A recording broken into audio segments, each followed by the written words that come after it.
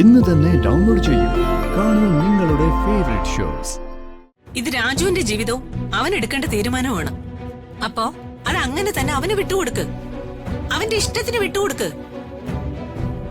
വെറുതെ നമ്മൾ എന്തിനാ അവനെ കൊണ്ട് നിർബന്ധിച്ച് ഓരോന്ന് ചെയ്യിക്കുന്നേ?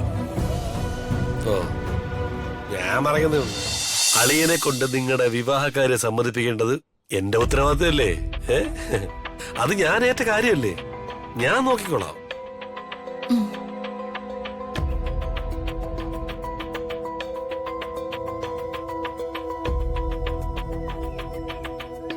ജേട്ടൻ എന്തിനാ എന്നോട് ഇങ്ങോട്ട് വരാൻ പറഞ്ഞ? എടി, രമ്യ പറഞ്ഞിട്ടാ ഞാൻ നിന്നെ ഇങ്ങോട്ട് വിളിപ്പിച്ചത്. എന്താ രമ്യ? എനിക്ക് പ്രിയ ചേച്ചി ഒന്ന് കാണണമെന്ന് തോന്നി. ഒരു സമ്മാനം പ്രിയ ചേച്ചിക്ക് തരണമെന്നും തോന്നി. സമ്മാനോ? എന്ത് സമ്മാനം?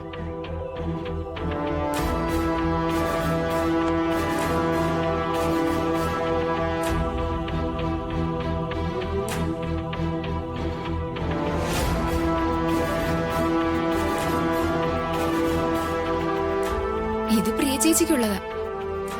എന്നെ രാജുവിനും തമ്മിൽ ഒന്നിപ്പിക്കാൻ ജയൻ ചേട്ടന്റെ കൂടെ നിൽക്കുന്ന പ്രിയ ചേച്ചിക്കുള്ള എന്റെ ഒരു സ്നേഹ സമ്മാനം.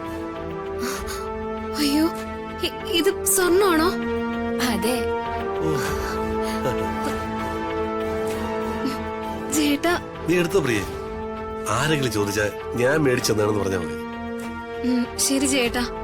പ്രിയ ചേച്ചി, ഇത് മാത്രമല്ല, എല്ലാം രമ്യ ആഗ്രഹിക്കുന്നത് പോലെ നടന്ന എന്റെ ആഗ്രഹത്തിന് കൂട്ടുനിൽക്കുന്ന എല്ലാവർക്കും ഞാൻ ആവശ്യത്തിന് കാശും സമ്മാനങ്ങളും ഒക്കെ തരും. നീ ധൈര്യമായിട്ടിരിക്കും രമ്യ. രാജുവിനെ കൊണ്ട് എല്ലാ കാര്യങ്ങളും ഞാൻ സമ്മതിപ്പിച്ചോളാം. എനിക്ക് ഇത് കേട്ടാ മതി പ്രിയേച്ചി. മന്ത്രിയുടെ മകളെക്കാൾ മനസാക്ഷിയുള്ളവളും ദാനശീലയുമാണ് ഞാനെന്ന് ഇപ്പോ പ്രിയേച്ചിക്ക് മനസ്സിലായി കാണുമല്ലോ. മനസ്സിലായി രമ്യ.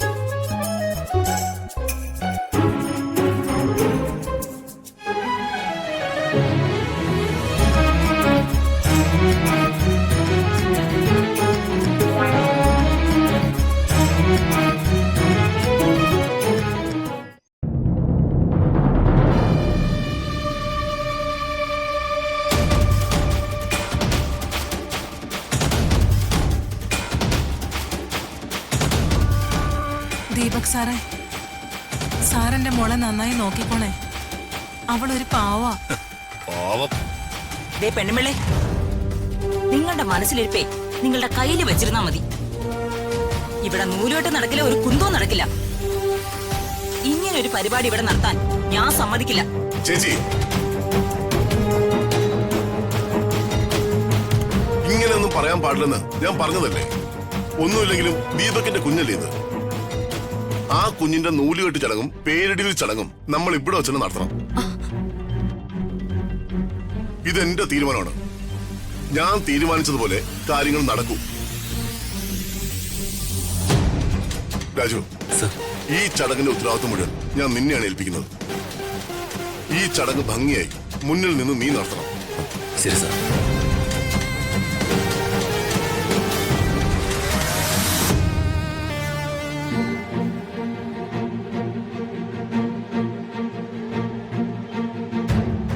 ദിവ്യ വിഷമിക്കേണ്ട കാര്യമൊന്നുമില്ല.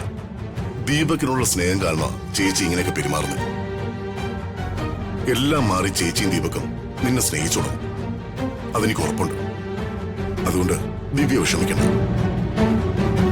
അമ്മയോട് കുറച്ചേരം സംസാരിക്കുമ്പോ മനസ്സിൽ എന്തെങ്കിലും വിഷമമുണ്ടാക്കി അതൊക്കെ അങ്ങ് മാറും.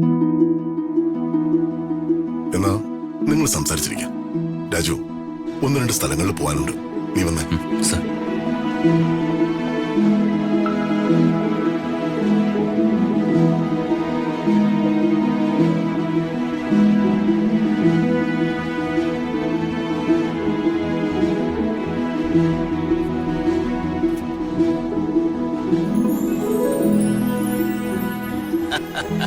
വെറുതെ അല്ല, നീ ഇത് കണ്ടോടി.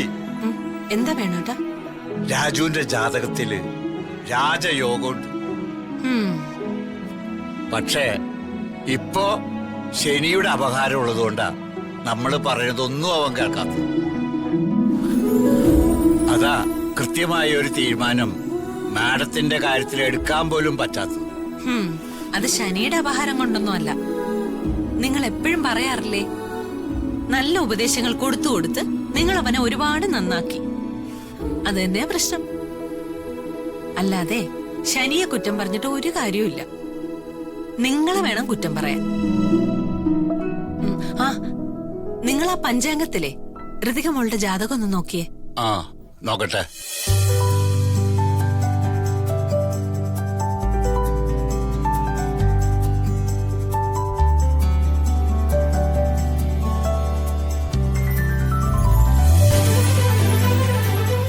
എടീ, ഋതിക മാഡത്തിന് നല്ല സമയമാണ്.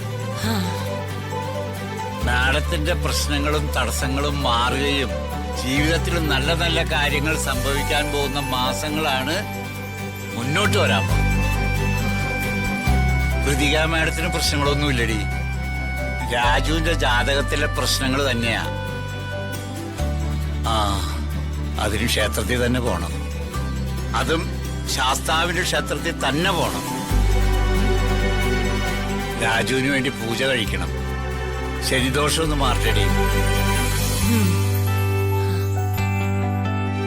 അളിയന്റെ ശനിദോഷം മാറണമെങ്കിലേ അളിയെ രമ്യ കെട്ടിയാൽ മതി. അളിയന് വരുന്ന എല്ലാം ലോട്ടറിയാണ്. പക്ഷെ അളിയെ ഇതിനൊന്നും സമ്മതിക്കത്തുമില്ല. ഇനി അളിയന് സന്യാസ ജീവിതം വല്ലതും ഉണ്ടോന്നും കൂടെ നോക്കച്ച ജാതകത്തില്. അവന്റെ ഭാവി അങ്ങനെയാണെങ്കിൽ അങ്ങനെ ആയിക്കോട്ടെ. നീ എന്തിനാ അതിനെപ്പറ്റി വിഷമിക്കണേ? വിധിയെ പറഞ്ഞിട്ട് കാര്യമില്ലല്ലോ. ചില മാരണങ്ങൾ വന്നു കയറാൻ തീരുമാനിച്ച അത് വന്നു കയറിയിരിക്കും. അത് നമ്മുടെ തലയിൽ കയറിയിരിക്കുകയും ചെയ്യും. ഓ, അതിനെന്ത് ചെയ്യാൻ പറ്റും? അച്ഛൻ മാരണം ഉദ്ദേശിച്ചത് എന്നെയാണെന്ന് എനിക്ക് മനസ്സിലായി. ഓ, അച്ഛന്റെ അഭിപ്രായമെല്ലാം മാറിക്കോളും. ആ, ഞാൻ പറയുന്ന അളിയെ കേൾക്കുകയാണെങ്കിൽ അളിയുടെ നല്ലതേ ഉണ്ടാവും. അളിയുടെ നല്ലതുണ്ടായാ നമുക്ക് എല്ലാവർക്കും നല്ലതുണ്ടാവും. ആ, ഞാൻ എല്ലാവരുടെയും നല്ലതിനു വേണ്ടി പറയുമ്പോ നമ്മളെല്ലാവർക്കും മാറണാണല്ലോ. ആയിക്കോട്ടെ. ജയ, നീ നിർത്ത്. നീ ഇങ്ങനെ പറഞ്ഞു എന്നെ വീണ്ടും വീണ്ടും പറഞ്ഞോണ്ടിരിക്കുന്ന എന്തിനാ? ഇത് രാജുവിന്റെ ജീവിതവും അവൻ എടുക്കേണ്ട തീരുമാനമാണ്. അപ്പോ അത് അങ്ങനെ തന്നെ അവന് വിട്ടുകൊടുക്ക്. അവന്റെ ഇഷ്ടത്തിന് വിട്ടുകൊടുക്ക്. വെറുതെ നമ്മൾ എന്തിനാ അവനെ കൊണ്ട് നിർബന്ധിച്ച് ഓരോന്ന് ചെയ്യിക്കുന്നേ? ഓ, ഞാൻ പറയുന്നേ ഉള്ളൂ. അല്ലെങ്കിലും നല്ലത് പറഞ്ഞു കൊടുക്കാൻ ഇവിടെ ഞാൻ മാത്രമല്ലേ ഉള്ളൂ.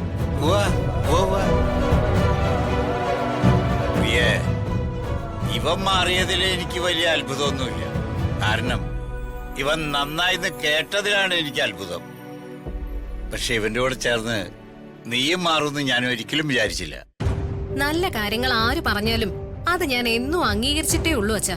ഓ, ജേട്ടൻ പറയുന്നതാ എനിക്ക് നല്ലതെന്ന് തോന്നുന്നേ. അല്ലാതെ എനിക്ക് മാറ്റമൊന്നുമില്ല.